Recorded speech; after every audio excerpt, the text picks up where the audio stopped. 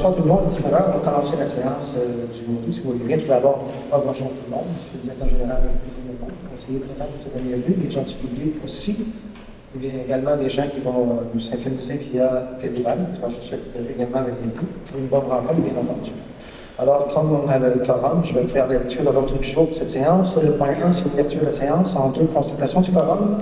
En 3, adoption de l'ordre du jour. En 4, dépôt de documents et de correspondance. On parle du programme d'aide à la voirie locale, qui est un volet projet particulier d'amélioration dans ces circonscriptions électorales.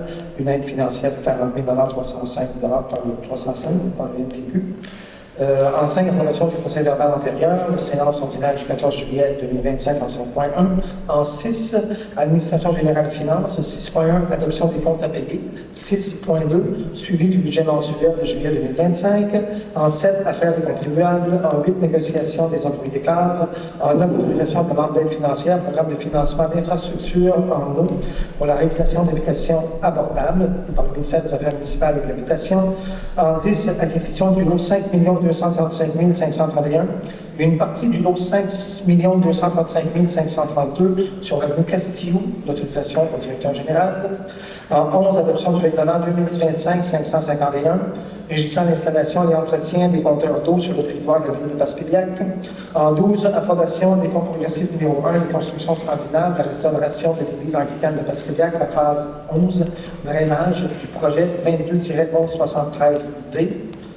En 13, demande de paiement pour honoraires professionnels à titre TELQI incorporé, qui est le programme d'aide à la voirie locale 2021-2025. C'est la réfection de pavage au Saint-Pézis et la 6e avenue Est. En 14, adjudication de contrat et l'appel d'ordre de gré à gré pour les services professionnels pour le contrôle de la qualité des matériaux pour les travaux de réfection de la rue Saint-Pézis. En 15, achat d'abrasifs de voirie. C'est 750 tonnes de sable, saison 2025-2026. En 16, autorisation de dépenses Taureau-Simcoe. En 17, adoption du règlement de camping Passepédiac-sur-Mer de la saison 2026. En 18, fin d'emploi au 15 août 2025 du 15 jours, les petites découvertes. En 19, demande d'une délégation mineure de l'immeuble situé sur le lot 6 556 457. Qui est l'aménagement des bâtiments accessoires dans la cour avant. En 20, demande de dérogation mineure, l'immeuble situé au 54 de l'avenue Durette, construction d'un garage isolé excédant la superficie du bâtiment principal. En 21, demande de dérogation mineure, l'immeuble situé au 123 de l'avenue Lemoine, la marge de recul latérale. En 22, demande de permis dans la zone PIA, le plan d'implantation et d'intégration architecturale, l'immeuble situé au 86 boulevard Gérard-Lévesque Ouest, gestion de l'immeuble incorporé, la rénovation du bâtiment principal par les toitures. En 23, résolution d'appui projet Forêt 2. En 24, rapport des comptes des membres du conseil. 25, affaires nouvelles. 26, période de questions. Et enfin, 27, la levée de la santé. J'aimerais quelqu'un, s'il vous plaît, s'il y a pas de votre question, qui en fasse sa proposition. Si vous me permettez, j'aimerais faire inscrire un point supplémentaire à l'ordre du jour. Alors, je voudrais savoir si vous ayez vous proposé d'ajouter un point à l'ordre du jour. Oui, ça s'intitule Réprimande au directeur général. Donc, je veux savoir si vous êtes d'accord pour ajouter un point à l'ordre du jour. C'est-à-dire qu'il faut quand même nommer le point, c'est le titre du point. Madame Hogarth, vous êtes d'accord pour ajouter un point à l'ordre du jour? Non. Monsieur Laplante? Oui. Madame Côté? Non. Madame Landroit? Non. Monsieur Gramy? Non. Alors, on a proposé par M. Jérémy Laplante et rejeté à la majorité et projet de point à l'ordre du jour. Vous pourrez tantôt à la période de questions. Vous avez un document qui est disponible? Oui, tout à fait. J'ai également un document peut-être précisé, mais je vais vous laisser le loisir, monsieur le greffier, s'il vous plaît, de m'en servir. La question, s'il vous plaît, se présente. Mais je vais quand même vous préciser tout de suite, c'est que selon la loi du Cité-Ville, l'article 329, la majorité des membres présents aux séances du Conseil décident des questions en matière qui sont soumises, excepté dans le code des règles du Conseil, les dispositions de la loi exigent un plus grand nombre de voix contre. Alors, c'est tout simplement ça. Si les gens veulent l'accepter, ils peuvent l'accepter. S'ils ne veulent pas l'accepter, c'est le choix des conseillers, non pas le mien, non pas le mien. Alors, je me repenche simplement par rapport à cette loi-là. C'est la raison pour laquelle je demande tout le temps si les gens sont d'accord pour accepter un point à l'autre jour. Je vous remercie. On est rendu maintenant au point. Alors, c'est ça, j'ai besoin, je vous remercie pour on est rendu maintenant au point 4, qui est le dépôt de documents de correspondance. Alors, il faut ajouter l'autre jour. Je l'ai proposé d'ailleurs, je l'ai proposé parce que j'ai mis l'attente de cette unité de ne pas ajouter de point à l'ordre du jour et d'accepter l'ordre du jour tel que rédigé. Ça va beaucoup. On est rendu maintenant au point 4 de dépôt de documents de correspondance. On parle du programme modèle à l'avenir local. C'est un projet de. C'est le volet de projet particulier d'amélioration par circonscription électorale. L'aide financière, on a une aide financière de 40 305 c'est donné par le ministère des Transports, qui nous permet en fin de compte d'injecter cet argent-là dans différents travaux au niveau municipal. Le point 5, l'approbation des procès verbal antérieur, on fait la séance 5.1, c'est la séance ordinaire du 14 juillet 2025. Alors, je pense que tout le monde en a fait la lecture, et comme vous savez, contrairement à l'article 333, l'alinéa 2 de la loi sur les cités civiles, le greffier dispensé de la lecture des procès-verbaux des copies ayant intervenu à chaque membre du conseil plus de 24 heures avant la séance. Alors, j'aurais besoin de quelqu'un qui en fasse la position si vous n'avez rien à ajouter, s'il vous plaît. Je propose. Je vous remercie, M. Grenier. Mme Angard, ça va pour vous? Oui. M. Laplante? Oui. Mme Côté? Oui. Et Mme Langlois? Oui. Alors, il est proposé par M. Christian Grenier. Il est résolu à l'unanimité d'adopter le procès-verbal de la séance du 14 juillet, la séance ordinaire du 14 juillet 2025. Administration générale des finances, adoption 6.1, adoption des comptes à payer. Il est proposé par le résolu A que les comptes à payer pour le mois de juillet 2025, d'un montant de 414 542,17 soient approuvés pour paiement. Là-dedans, on avait des paiements, je vous fais toujours une liste un peu des choses qu'on a eu à payer pendant le mois, qui n'est pas des comptes courants. Là. On a payé aux constructions 88 28 571 pour l'apparition de la Maison des Jeunes. Et également, le jeu qui est installé au banc avec la compagnie Chandette, équipement récréatif, qui est de 75 697 $. On a également fait un paiement là, pour la plomberie, la gestion des eaux à la compagnie Worsley de 5 636 $. Et enfin, le courrier pour la réparation des pompes de l'eau potable, ça a coûté 8 710 $. Le reste des comptes, c'est pas le compte courant qu'on a tout le temps. Ce qui fait en fin de compte qu'il nous donne un mois de 304 638 qui correspond pas mal à ce qui se passe depuis quelques temps, surtout depuis l'inflation a augmenté pas mal en saison. Alors, si vous n'avez pas d'objection ou de modification à faire, ou de questionnement, j'aimerais quelqu'un qui en fasse cette proposition, s'il vous plaît. J'en ferai la proposition. Je vous remercie. Ça va pour Mme Angard également? Oui. Oui, M. Laplante aussi? Oui. Mme Langlois? Oui. M. Grenier? Oui. Alors, proposé par Mme Marianne Côté, résolu à l'unanimité que les comptes à payer pour le mois de juillet 2025 d'un montant de 414 548,17 soit approuvé pour paiement. 6.2, suivi du budget mensuel, il est proposé par le résolu A que le rapport des états des activités financières en date du 31 juillet 2025 soit adopté. Ça va bien. On est rendu au mois de, en fait, on parle du mois de juillet. On devait être normalement à 58,33% de notre budget. On est à 46,3%. Alors, ça va bien jusqu'à maintenant encore. On se dirige encore vers une année probablement c'est intéressant encore. Oui, c'est 45,3. Je dis 46. Je suis désolé, c'est 45,3. Je vous remercie. Alors, ça va bien. On continue dans la même veine. Si on peut continuer comme ça, on va se diriger encore vers une année peut-être qui nous permettrait d'avoir un certain surplus. Alors, si ça va pour vous, j'aurais besoin de quelqu'un qui en fasse la proposition, s'il vous plaît. Je le propose. Je vous remercie, Mme Angard, pour cette aussi. Oui. Mme Laplante? Oui. Oui, Mme Côté? Oui. Et Mme Langlois? Oui. Proposé par M. Christian Grenier, résolu à l'unanimité que le rapport état des activités financières en date du 31 juillet 2025 soit adopté. On est rendu au point 7, affaires des contribuables. Vous avez des choses à nous partager. Je vous invite à faire immédiatement la place là. Sinon, alors je vous remercie. Sinon, c'est le même point 8, négociation des employés cadres. Considérant l'utilisation de signature de l'entente établissant les conditions de travail des employés cadres de la Ville, couvrant la période du 1er janvier 2020 au 31 décembre 2023 par ses résolutions numéro 2024-04-90. Considérant la demande de négociation des cadres a été transmise à tous les membres du Conseil, celle-ci inclut la liste des points négociés.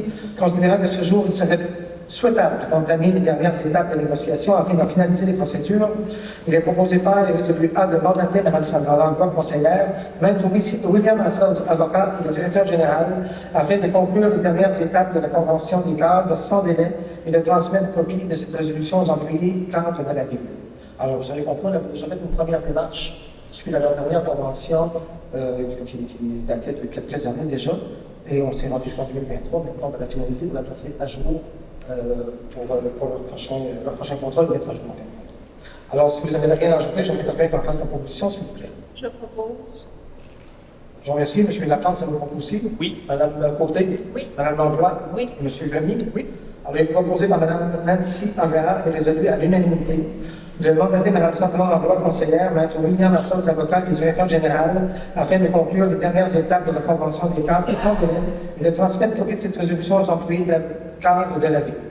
Au point 9, la demande d'aide financière, programme de financement d'infrastructures en eau pour la réalisation d'habitations abordables du ministère des Affaires municipales et de l'Habitation. Considérant que le programme de financement d'infrastructures en eau pour la réalisation d'habitations abordables du ministère des Affaires municipales et de l'Habitation soutient les municipalités engagées dans la mise en chantier de logements sociaux abordables ou étudiants, en finançant des travaux d'infrastructures d'eau potable et d'eau usée.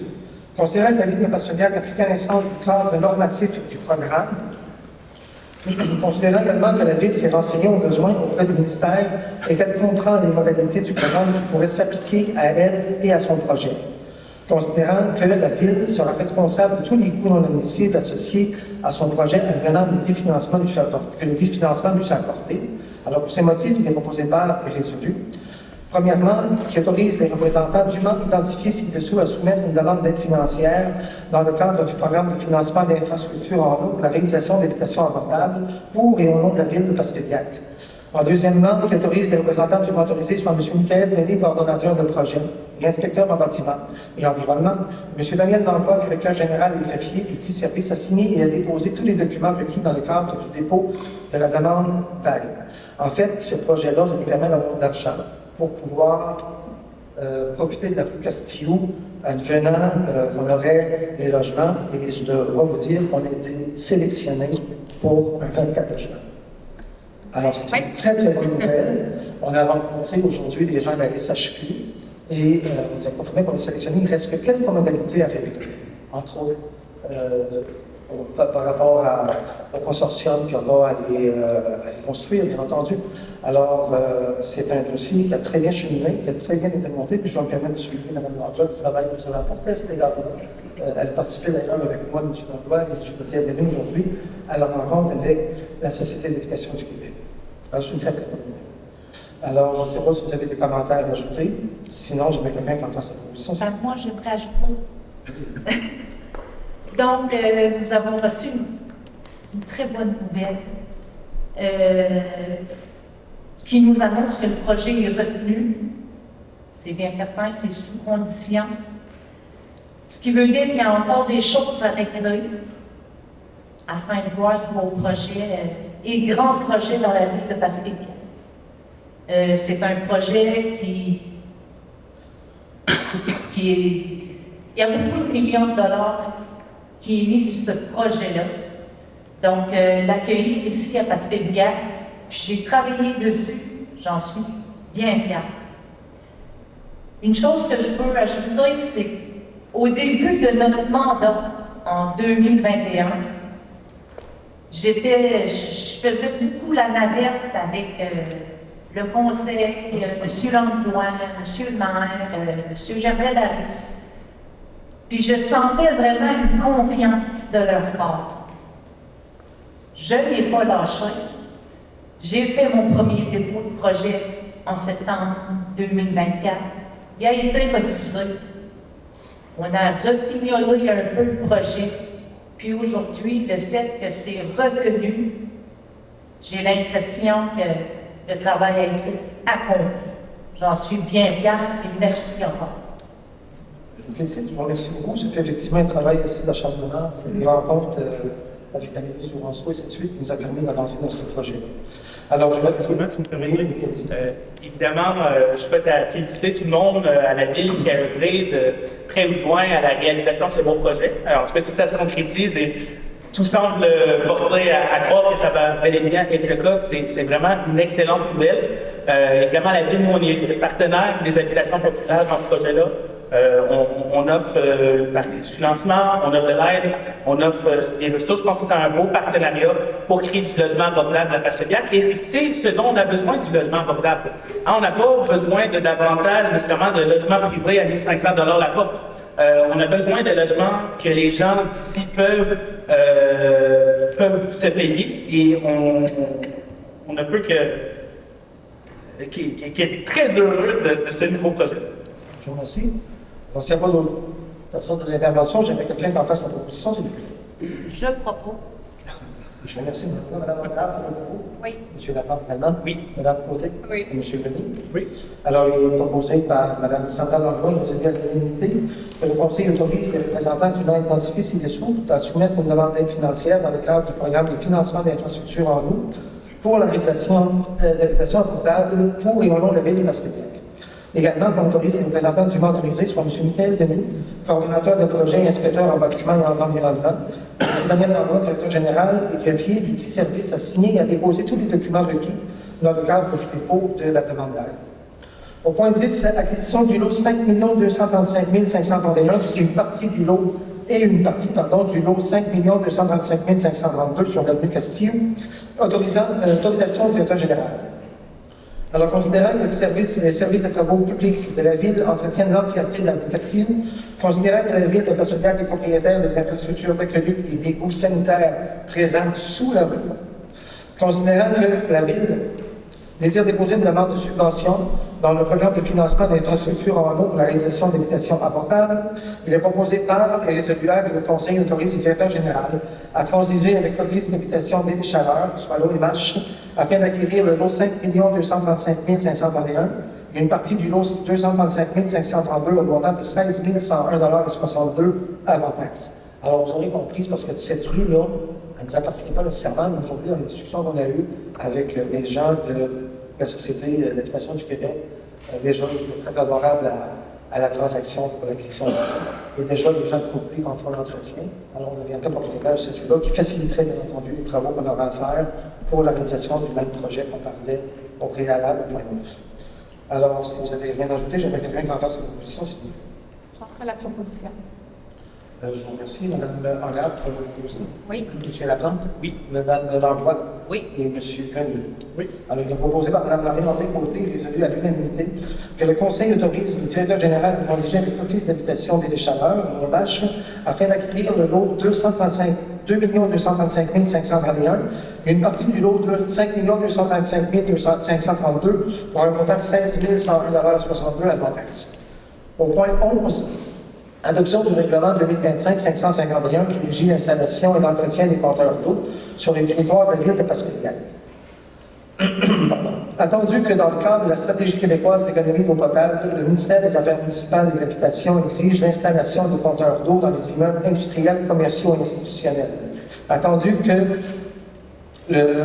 le ministère des Affaires municipales et de l'Habitation exige également que la Ville effectue un échantillonnage afin d'évaluer la consommation d'eau pour les immeubles résidentiels par le biais de l'installation de compteurs d'eau dans les immeubles sélectionnés.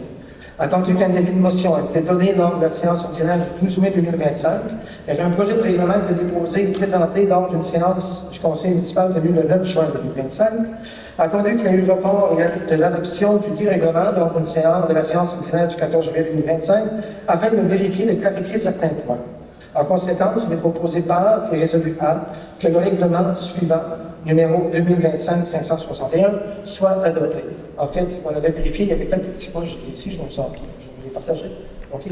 Vous savez, les compteurs d'eau, ça va devenir obligatoire. Okay. Dans le règlement, vous avez accès, ça va devenir obligatoire. Et on a d'ailleurs, au niveau des définitions, là, on parlait des gens impliqués là-dedans. Il fallait préciser que c'était le directeur général, le chef d'équipe des travaux publics, l'inspecteur en bâtiment et environnement, ainsi que les techniciens en traitement des eaux qui n'étaient pas spécifiés correctement dans le règlement. Il fallait aussi spécifier que la date butoir, on avait besoin au mois de décembre 2026, je me souviens, je pense qu'on avait indiqué 2025, c'est 2026 qui était la date. Et également, il faut ajouter que tout immeuble résidentiel construit après le 31 décembre 2026 ne peut être raccordé à la conduite d'eau municipale tant qu'il n'est pas muni d'un compteur d'eau. Mais ça, c'est provincial, c'est une obligation qu'on doit avoir pour tout. Alors, on a le règlement du gouvernement, c'est quelques points qui avaient été revérifiés. Alors, si vous n'avez rien à ajouter, s'il vous plaît, j'aimerais quelqu'un qui en fasse la proposition. C'est bon aussi? Oui. Merci, Mme Lagarde. M. Laplante, comme vous savez aussi. Mme Côté? Oui. Mme Langlois? Oui. Et M. Grenier? Oui. Alors, il est proposé par Mme Lagarde et résolu à l'unanimité que le règlement suivant sur le numéro 2025-551 soit adopté. Au point 12, approbation des comptes progressifs numéro 1, les constructions scandinaves pour la restauration de l'église anglicane de Bassepiac et la phase 2, le drainage, le projet 22-1173D.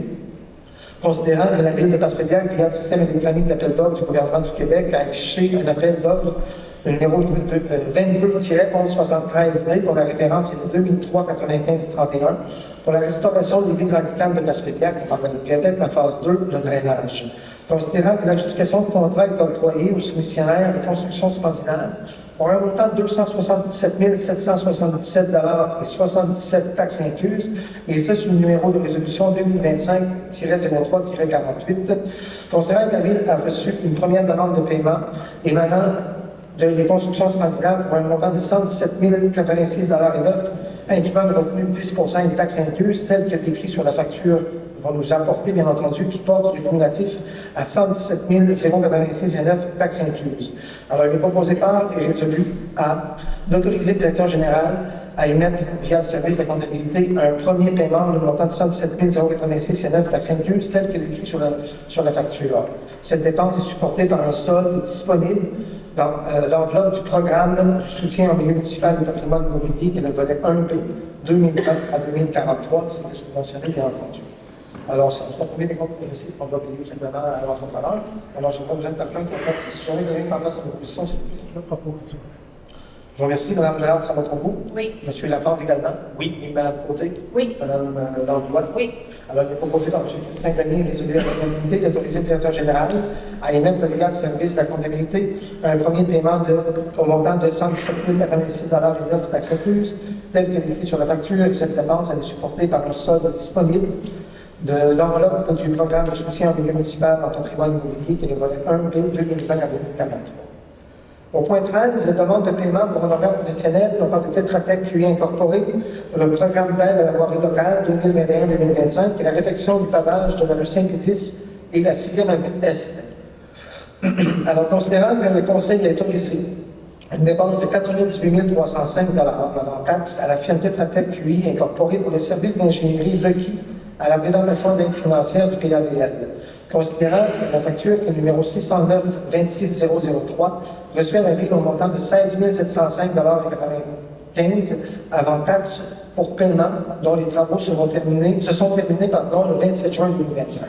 Il est proposé par et résolu d'autoriser le directeur général à émettre le paiement via le service de la comptabilité au montant de 16 705 $ et 95 avant taxe à Tetra Tech QI incorporé. Cette dépense elle est supportée par le règlement d'emprunt 2024-540 dans le cadre du PAVL 2023 volet redressement.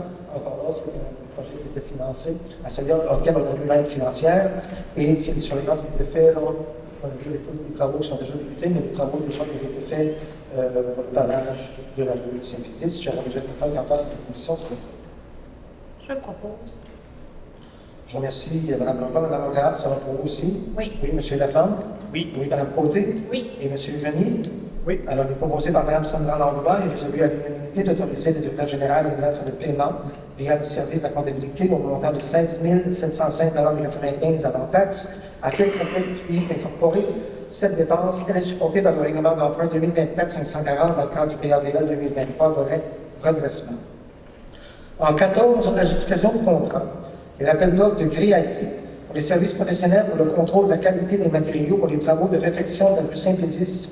Alors, considérant la nécessité d'obtenir des services professionnels pour le contrôle de la qualité des matériaux, afin d'amorcer des travaux de réfection de la rue Saint-Pétis, on parle ici du niveau 2, c'est la réfection des ponceaux dont les gens sont au courant, considérant la résolution 2025-05-102, autorisant le directeur général à déposer un appel d'offres pour le contrat de services professionnels pour le contrôle de la qualité des matériaux pour les travaux sur la rue Saint-Pétis, considérant le type appel d'offres de gré à gré, demandant à la firme LR de Rivière-du-Loup pour ce contrat, considérant la soumission reçue par le laboratoire d'expertise de Rivière-du-Loup incorporé, le LER, au montant de 89 993 $ et 75 avant taxe, et vont proposer par et résolu à d'adjuger le contrat à la firme LER pour un montant de 89 993 $ et 75 avant taxe. Cette dépense a été supportée encore une fois par le programme d'aide à la voirie locale, le PAVL, redressement, et par le règlement d'emprunt 2024-540. Donc, vous aurez compris, c'est pour faire des études de sol, l'étude des matériaux utilisés pour la réfection, la réparation de la rue avec les ponceaux. Ça fait partie du programme de financement également. C'est des coûts quand même assez élevés, mais c'est beaucoup d'heures aussi à attribuer à cet égard-là. Alors, si on n'a rien ajouté, j'aimerais quelqu'un qui en fasse la proposition. Je vous remercie, Mme Angard. Oui. M. Laplante également. Oui. Oui, Mme Langlois. Oui. Et M. Rémy. Oui. Alors, il est proposé par Mme Marie-André Côté et résolu à l'unanimité d'adjuger le contrat à la firme LER pour un montant de 89 993,75 $ taxes et dépenses. Elle est supportée par le PAVL, le redressement et par le règlement d'emprunt 2024-540. Le point 15, achat d'abrasifs de voirie, 750 tonnes de sable pour la saison 2025-2026. Alors, considérant les besoins d'appui pour l'achat d'abrasifs de voirie pour la saison 2025-2026, il est proposé par le résolu A d'autoriser le directeur général à déposer un appel d'offres sur invitation pour le contrat de fourniture d'abrasifs de voirie pour 750 tonnes de sable pour la saison 2025-2026. Alors, une fois que vous avez compris, on se prépare pour l'hiver prochain. Alors, on va faire vraiment l'appel d'offres pour l'abrasif qu'on aurait besoin. Alors, on a des entrepreneurs dans les chances, bien entendu, auront la chance de se positionner à cet égard-là. Alors, j'ai besoin de quelqu'un qui en fasse la proposition, s'il vous plaît. Je le propose. Je remercie Mme Mandela, c'est mon bureau aussi. Oui. Oui, M. Martin. Oui. Mme Côté. Oui.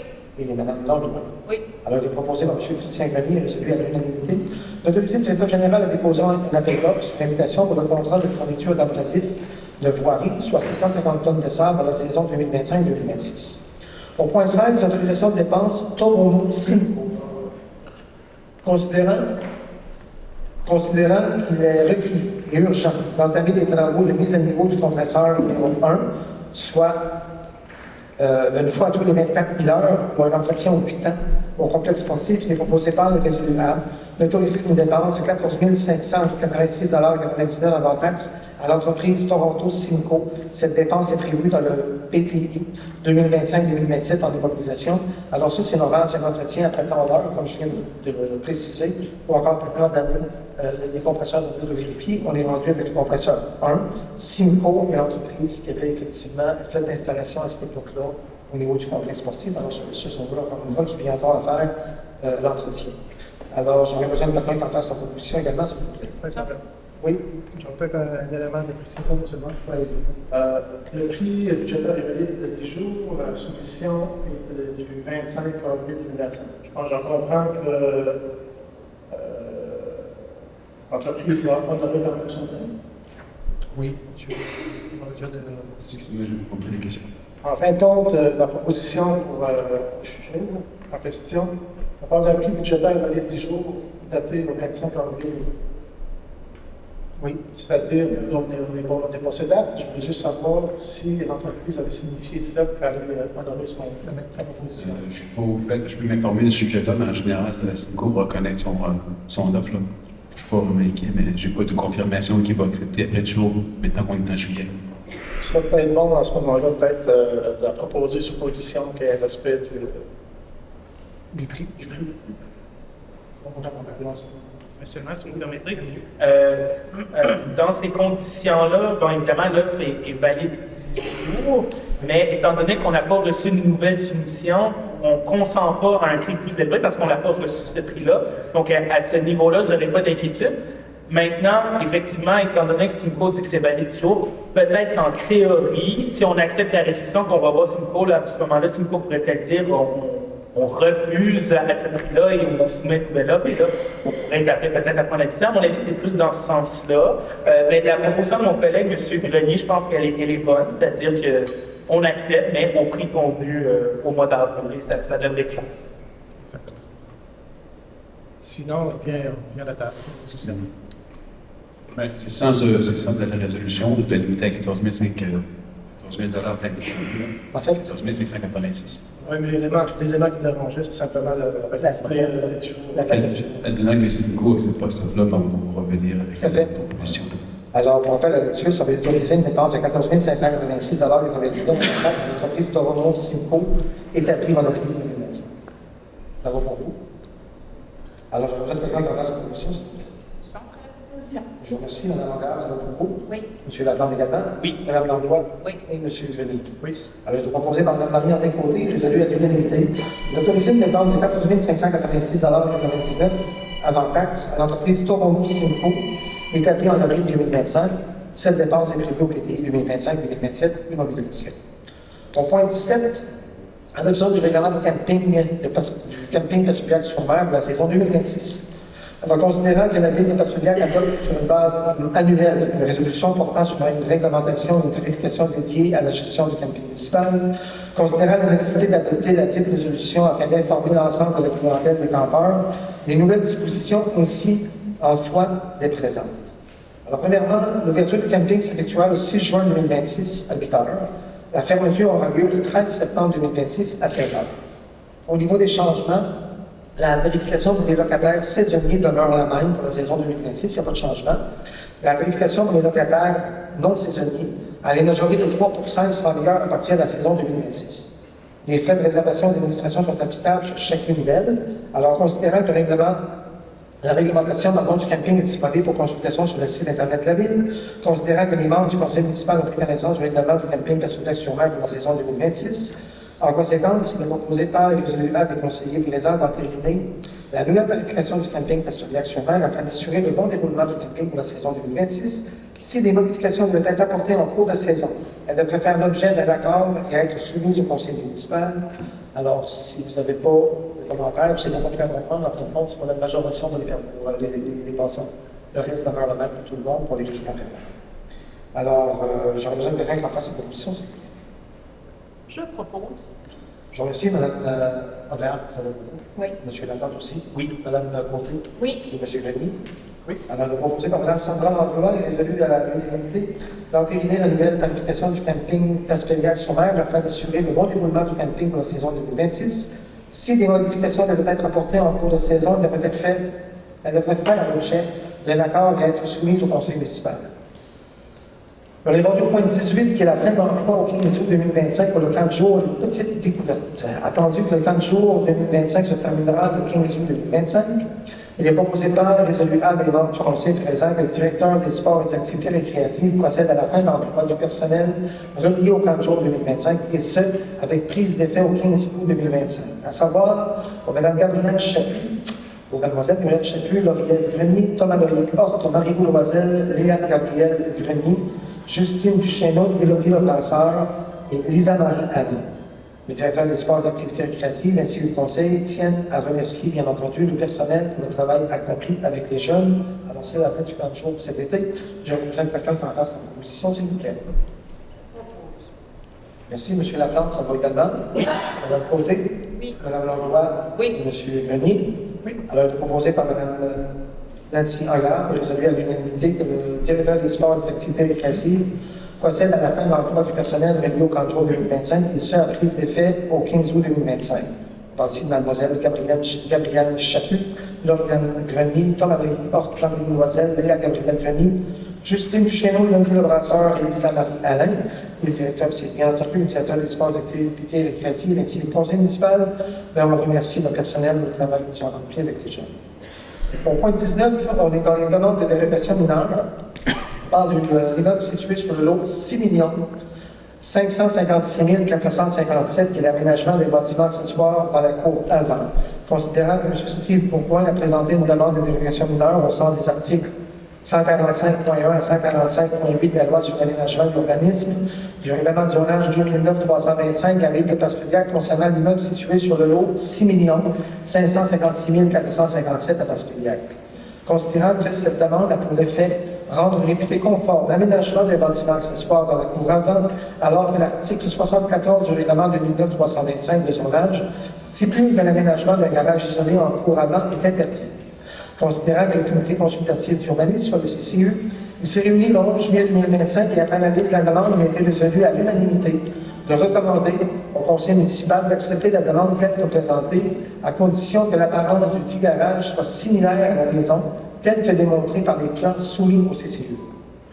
Considérant que cette demande a été soumise à la consultation des citoyens lors de la République publiée le 18 juillet 2025, considérant qu'il n'y a pas eu d'opposition à cette demande à la date butoir, alors il est proposé par et résolu à des conseils présents de la recommandation du comité consultatif d'urbanisme et de considérer la demande de dérogation mineure de M. Steve Bourgoin. Alors, je regrette maintenant, s'il vous plaît, qu'il en fasse la proposition. Je propose. Je vous remercie, M. Laplante, pour ça va également. Oui. Mme Côté. Oui. Mme Langlois. Oui. Et M. Denis, ça va aussi. Oui. Alors, il est proposé par Mme Nathalie Andréat et résolu à l'unanimité de suivre la recommandation du comité consultatif d'urbanisme à la demande des directions mineures de M. Steve Bourgoin. Au point 20, demande encore une fois dérogation mineure, qui est lui-même situé au 54 de Tulette, une construction d'un garage isolé qui excède la superficie du bâtiment principal. Considérant que M. Luc Lebrasseur a présenté une demande de dérogation mineure au sens des articles 145.1 à 145.8 de la loi sur l'aménagement et l'urbanisme et du règlement de zonage 2009-325, la ville de Passepédiac concernant l'immeuble situé au 54 avenue Durette de Passepédiac.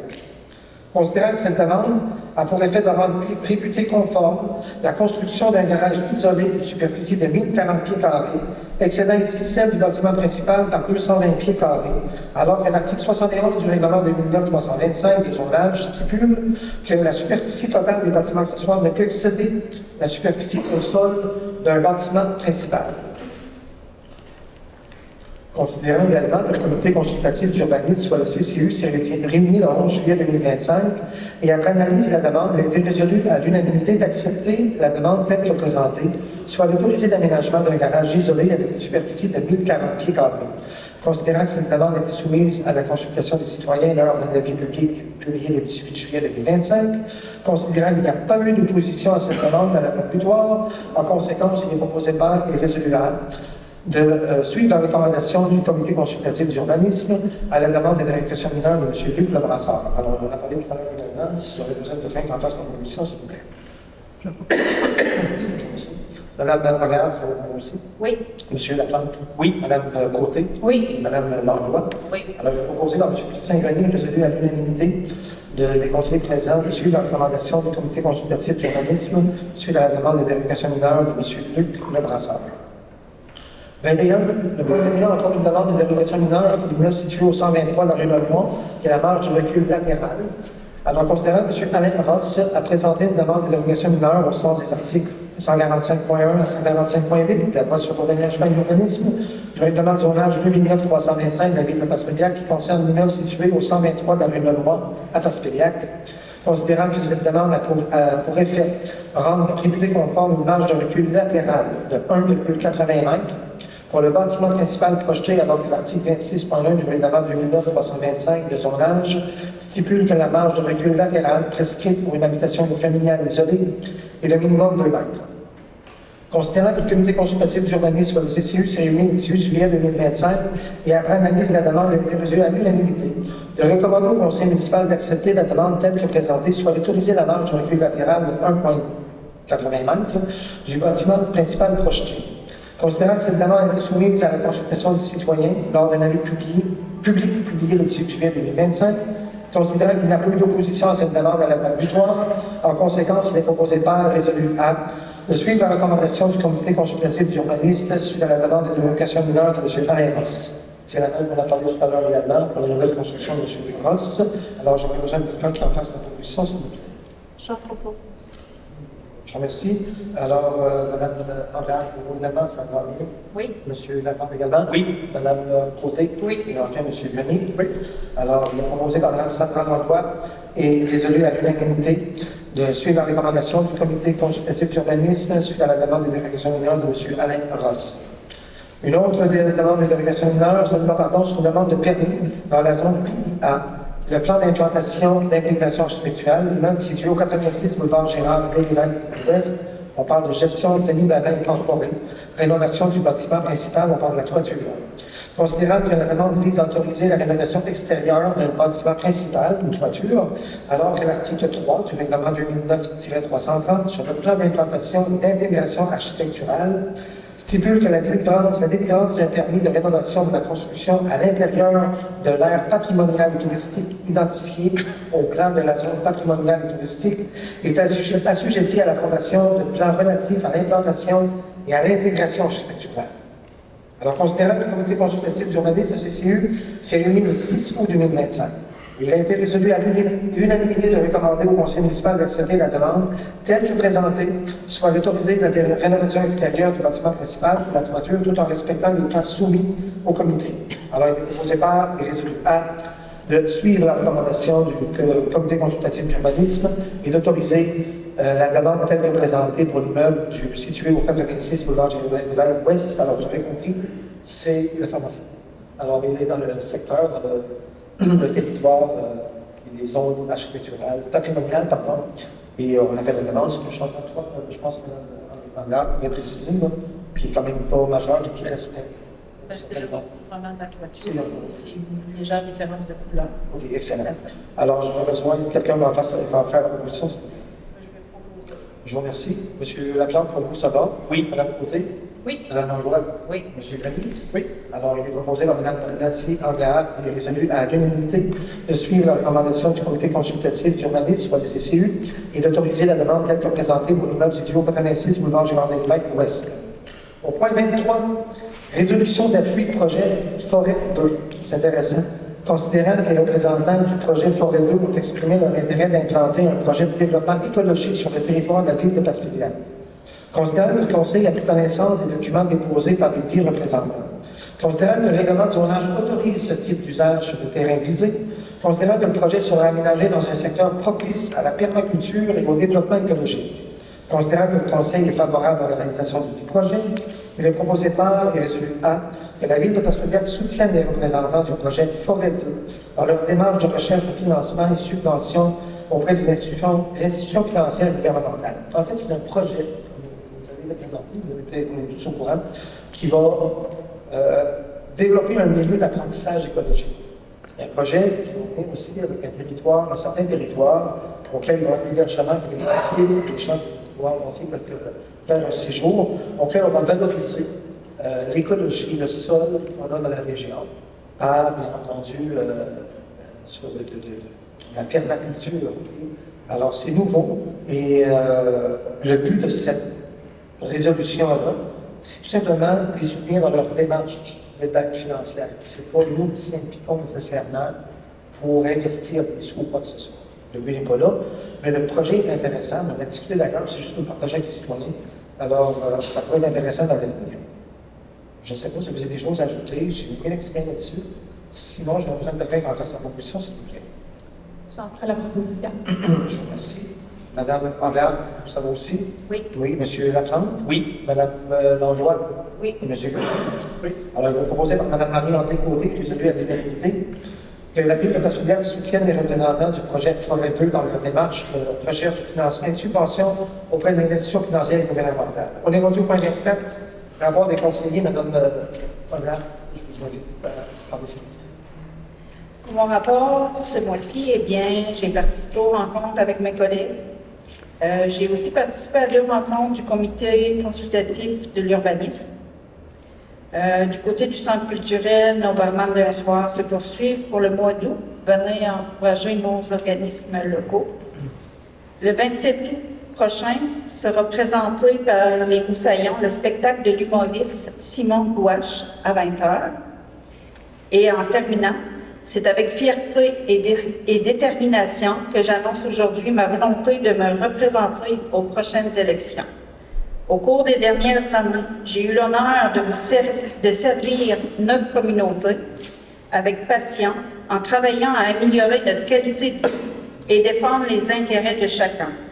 Il reste encore beaucoup à accomplir et je souhaite poursuivre ce travail avec vous, pour vous, et avec la même énergie qui m'anime depuis le premier jour. Merci. Je vous remercie. Je félicite Mme Anglade. Monsieur Laplante, je vous invite, s'il vous plaît. Merci beaucoup, Monsieur le maire. Bonsoir tout le monde. Alors, d'entrée de jeu, je tiens à souligner que le dernier mois était intense, je vais le dire comme ça. Mais je ne reviendrai pas en détail là-dessus. Je me suis expliqué hier sur Facebook. On a survolé un peu le sujet tantôt. C'est correct comme ça aussi. Même si je trouve fort dommage qu'il n'y a pas eu de réprimande, d'excuses dans ce dossier-là. Je continue quand même aussi à penser que c'est grand temps qu'il est grand temps que l'hôtel de ville redevienne un endroit où le respect, la dignité dirige la conduite des gens en toutes circonstances.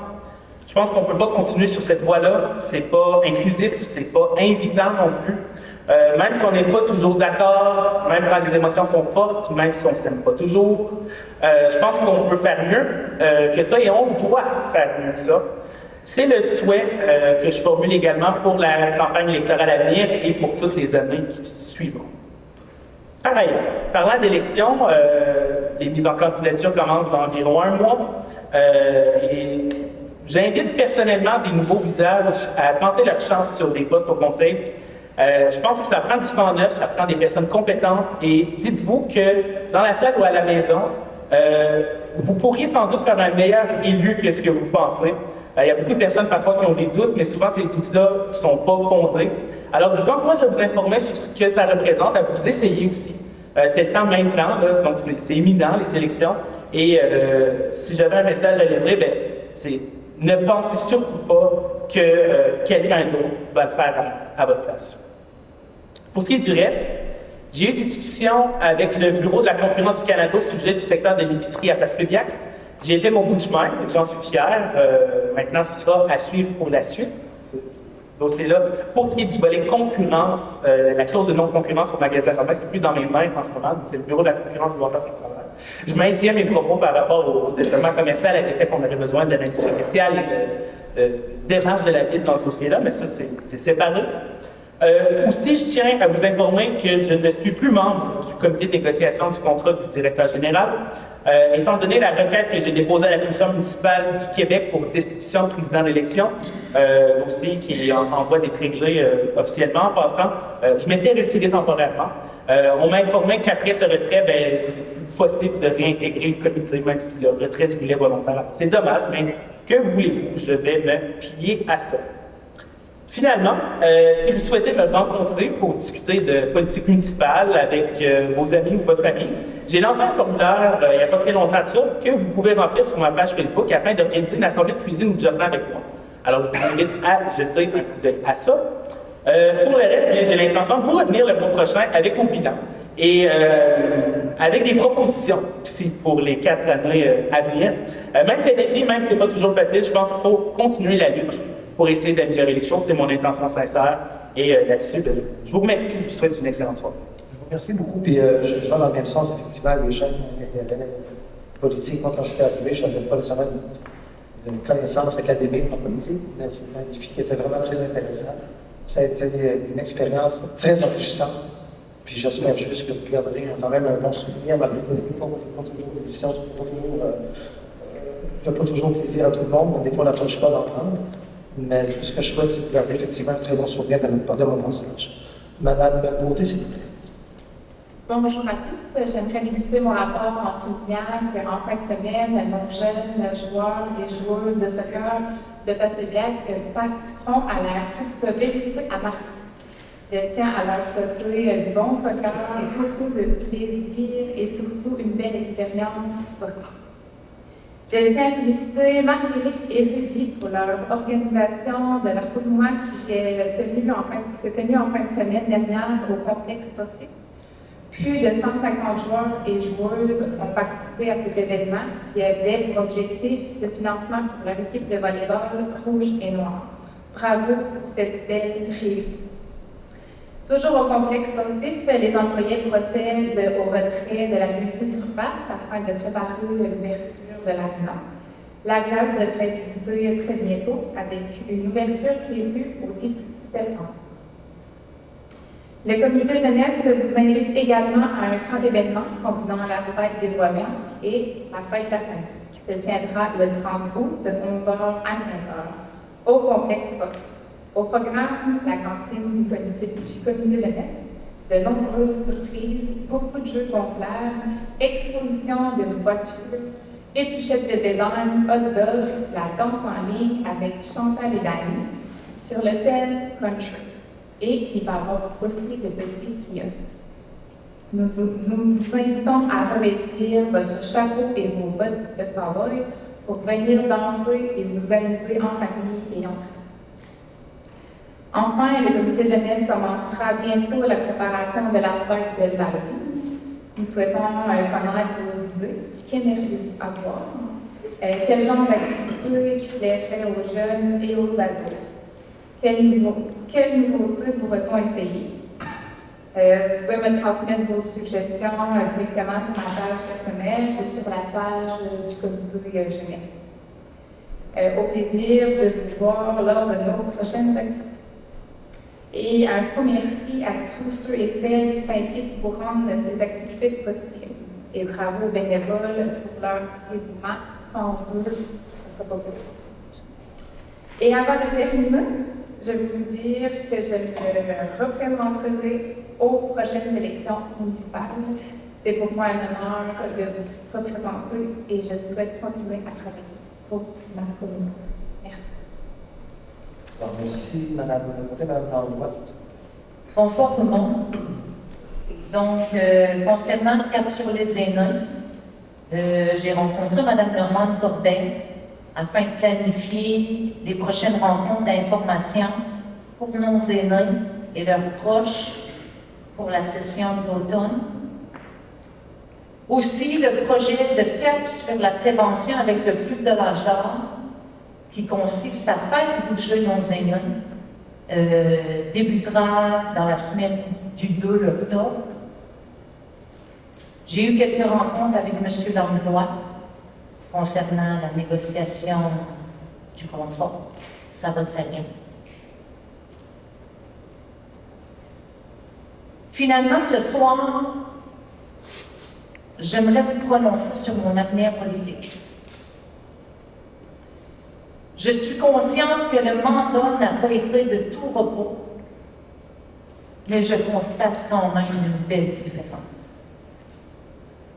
Plusieurs améliorations sur nos infrastructures, le développement du Mont-Pêche, une étude sur le Monticole, l'accueil de nos nouveaux arrivants, le projet logement qui est en attente, le dossier camping, et je ne peux surtout pas oublier le dossier des aînés. Nous pouvons maintenant dire que ces personnes ont leur place ici. Cela peut paraître contradictoire, mais il m'est impossible pour moi d'afficher ma candidature comme conseillère.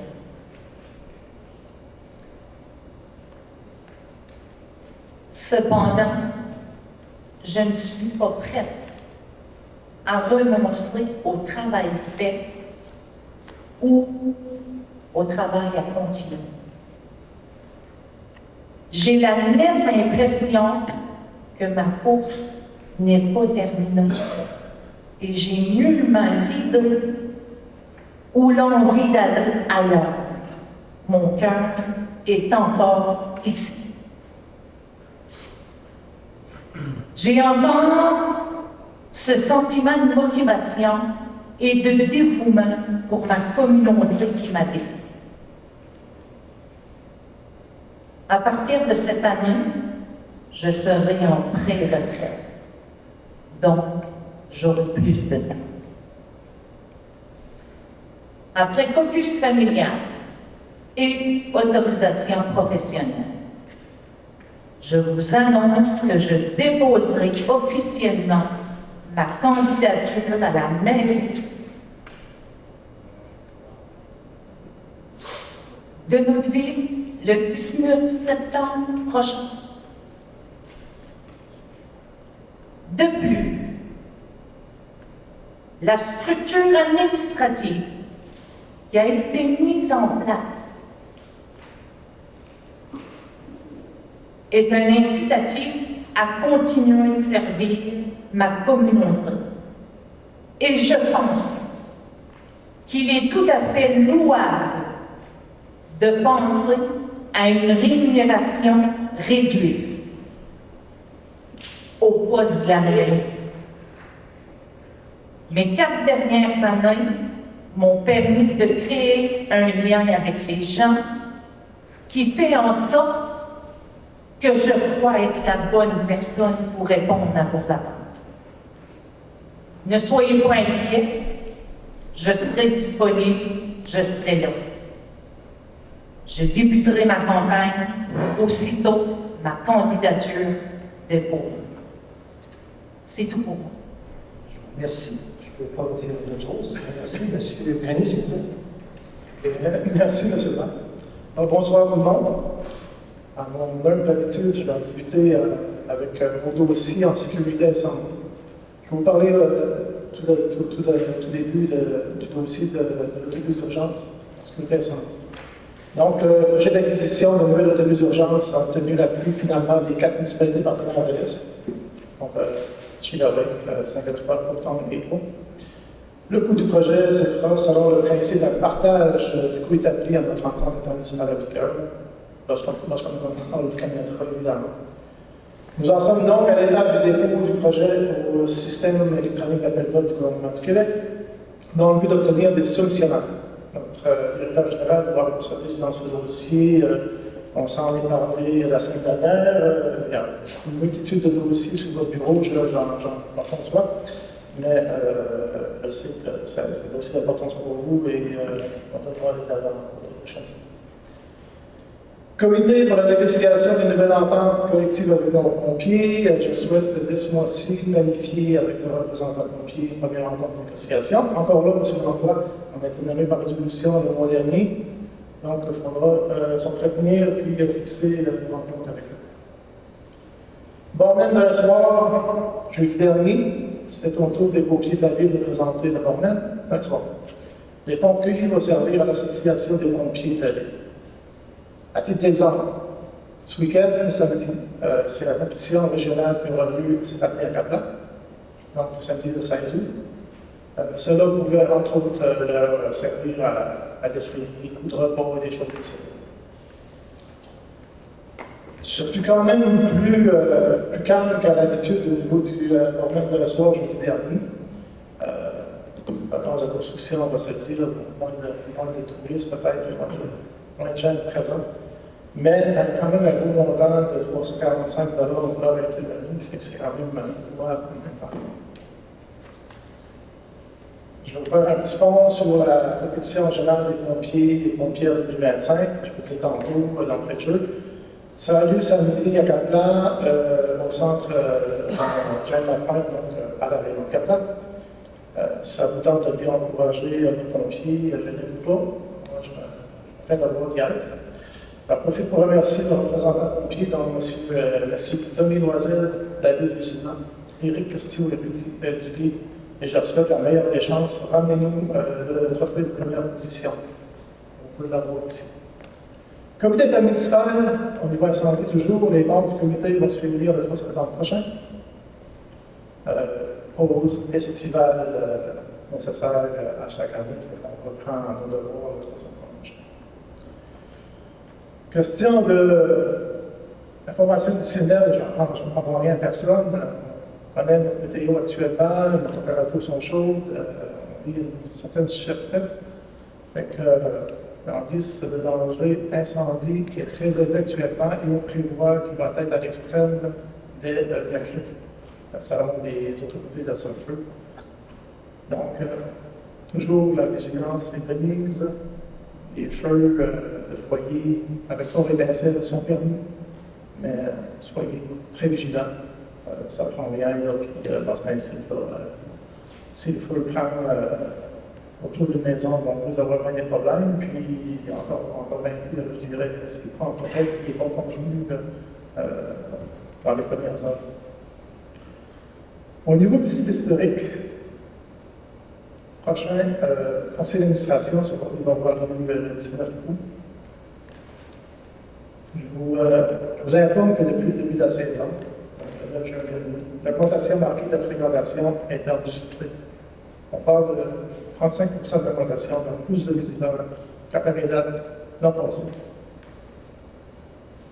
C'est quand même excellent. Aussi, il y a les pièces de théâtre qui ont été présentées les 16, 25 et 30 juillet dernier par M. Permanent, ainsi que ses acolytes à la salle de spectacle à Forge, site historique, fut un grand succès. M. Alain d'ailleurs a mis une somme de 2 000 $ des recettes de ses représentations à la campagne de financement du site historique. Donc, je tiens à remercier M. Alain. Le 31 juillet dernier, M. Bernard Nadeau et Réal Chamalot, membres du comité de la campagne de financement, ont présenté l'événement Bormen d'un soir, eux aussi, afin d'avancer des fonds pour la campagne de financement du site Avenir d'Histoire, un autre grand succès avec un montant avancé sur ce fois-ci de un peu plus de 817 $. Donc, c'était un des deux domaines pendant la période des vacances de construction. On voit le montant de cette convention. Au niveau de mes autres implications, évidemment, j'ai participé à une rencontre préparatoire en conseil ce soir qui avait lieu le vendredi dernier. Les rencontres étaient un petit peu plus rares, si on veut, au courant des derniers mois. C'est l'été, c'est normal, les gens sont en vacances et tout ça. Pour ma part, je vous informe aussi que je vais solliciter un nouveau mandat par mon titre de conseiller. J'ai toujours la grande motivation de travailler pour la communauté de ma ville, comme je l'ai fait depuis maintenant 3 ans et demi de ce mandat-ci. J'avais un bagage de 6 ans avant de quitter en 2017. Fait que soyez assurés que si je vous dis ce soir que je veux être présent au conseil municipal pour un autre 4 ans, c'est très réfléchi et je vais y être à 100%, même 110%. Et pour terminer, je vous souhaite un très beau mois d'août, une excellente invitée et surtout une excellente fin de soirée. Merci. Je vous remercie, M. Denis. Je ne pensais pas que les gens se seraient affichés aussi rapidement à la serrage. Je vais en parler de passer. M. Laplante avait déjà fait quelques mois, M. Laplante au mois de juin, moi j'étais pas de juillet, et aujourd'hui vous partez en peur. C'est bien correct, puis ça ouvre les portes aussi à tous les gens intéressés, bien entendu, comme M. Laplante l'a souligné tout à l'heure, de vouloir s'impliquer, de poser leur candidature. C'est ouvert à tous. Alors, je vous remercie encore une fois. On est rendu au moins 25 affaires nouvelles. Je n'ai rien au niveau des affaires nouvelles cette semaine. On est rendu au moins 26, c'est la période de questions. Alors, s'il y a des gens qui ont des choses à vous partager, des questions à vous poser, je fais des bienvenus. Oui.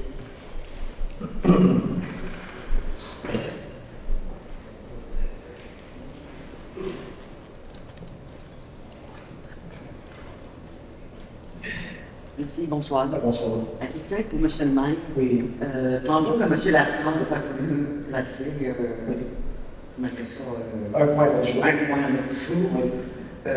Est-ce que c'est la loi municipale pour toutes les municipalités qu'il faudrait vous demander le consentement des... Je ne vais pas dans le passé, effectivement, je vous ai informé que lorsqu'on rajoutait un point à jour pour au vote, révision doit le faire. C'est ça. Simplement la discrétion des gens s'ils veulent le faire ou pas. S'ils veulent le faire, on ira, sinon. Puis sans que le point du jour soit proposé. En fait, c'est que tantôt, je pensais, très sincèrement, je disais, quand même, M. Laplante précisé, oui, que je voulais, comme, ce qu'on ajoute à un point, on l'ajoute. Si on l'ajoute, alors on ira vers le point en question. C'est justement correct, je veux dire, par la suite, il y a une essai quand même, je pense que c'est. Ça veut dire que quand même, sans qu'il ait pu passer 3 mois en ligne, les conseillers, ils refusent. Sans savoir la population ici, oui. On a partout. Pour demander aussi, elle pense, c'est qu'on a peut-être tout chacun nos façons de gérer mon enfant. Okay? Moi, je préconise un peu plus la discussion avec les conseillers avant de les faire en public. M. Laplante a une bonne façon de le faire, d'autres candidats ont trouvé ça de le faire, c'est très légitime. J'ai aucun problème avec ça. Moi, ma façon de fonctionner, ma façon de voir les choses, je veux qu'on en discute au préalable, dans des rencontres préparatoires, dans des tables de travail. Les conseillers sont même invités même à proposer une rencontre s'ils veulent le faire. C'est le masque. Je fais ça. Et c'est ça, c'est ce que je préconise. Faire des erreurs, comme on va faire, ça peut arriver tout le monde, mais moi, si je fais dans ce sens-là, je vais respecter les gens qui à l'heure la façon dont ils l'ont fait, et les gens qui sont après moi, je vais respecter leur décision. Oui, M. Laplante. Oui, je voulais simplement affirmer que depuis le 14 juillet, j'essaie de vous rejoindre à ce sujet-là, vous ne m'avez jamais retrouvé mes appels. Merci beaucoup. Je vous ferai part que depuis 2021, j'ai pris une semaine de vacances par an. De temps en temps, ça vaut la peine aussi de penser à soi. Ma décision d'ailleurs de ne pas revenir dans le conseil municipal, ça fait partie des ingrédients. Ça fait que j'ai pris le loisir, puis je sais que par le passé, il y a des élus qui prenaient des semaines de vacances, puis c'est parfait. Ça arrivait en ce temps-là. J'ai profité de toute cette période-là. Je ne remets pas en question le fait que vous prendre des vacances, c'est tout à fait louable de prendre des vacances. Mais avant de partir en vacances, ou après être venu de vacances, vous avez quand même pu prendre l'appel, de m'appeler au téléphone, ne serait-ce que 10 minutes, pour discuter de cette situation-là. Vous ne l'avez pas fait, c'est votre choix, mais je pense que pour aider au climat dans cette situation-là, vous auriez dû assumer vos responsabilités, vous avez fait des choix qui sont, vous devriez les justifier. Maintenant, ça n'est pas dans les goûts. Votre opinion, c'est d'accord aussi. Moi, peut-être juste, comme vous avez dit, c'est choisi avec la main du conseiller, ce qu'il en est. Mais pour la population, je me dis, comme un conseiller, un ou l'autre, n'importe quel de la famille, qui a quelque chose à placer un point à l'autre du jour, ça sert à quelque chose pour la population et dans la réunion, pour les gens qui viennent en réunion. C'est peut-être à immenser pour les prochaines réunions futures. Vous avez raison, tout à fait. La prochaine administration qui sera là, puis il n'y a pas de problème. Je vous remercie de votre commentaire et de la façon. Merci beaucoup. Je vous remercie. S'il y a d'autres personnes qui veulent intervenir, sinon, ça va nous mener au prochain point qui est la levée de l'Assemblée. Alors, simplement, je suis représentant que quand il est proposé par le résultat que la séance soit levée, je vais peut-être quelqu'un qui en fasse la proposition, s'il vous plaît. Je vous remercie, M. le Président, pour être d'accord. Mme Lagarde, ça va pour vous? Oui. M. Laclampe? Oui. Mme Côté? Oui. Mme Langlois? Oui. Alors, il est proposé par M. Christian Grenier et les unanimités des conseils pénals que la séance soit levée. M. le greffier, il est 20h06. Je tiens à vous remercier en passant. Julie, merci beaucoup. M. Joseph, je vous remercie les gens du public aussi pour cette soirée. Je souhaite juste une chose, c'est qu'on puisse terminer le mandat tous ensemble dans une harmonie la plus sincère. Puis, que ça aille bien même dans l'avenir pour les années à venir également. Je vous souhaite tous, chacun, bonne chance dans vos projets, les politiques. Merci beaucoup. Bonne fin de soirée.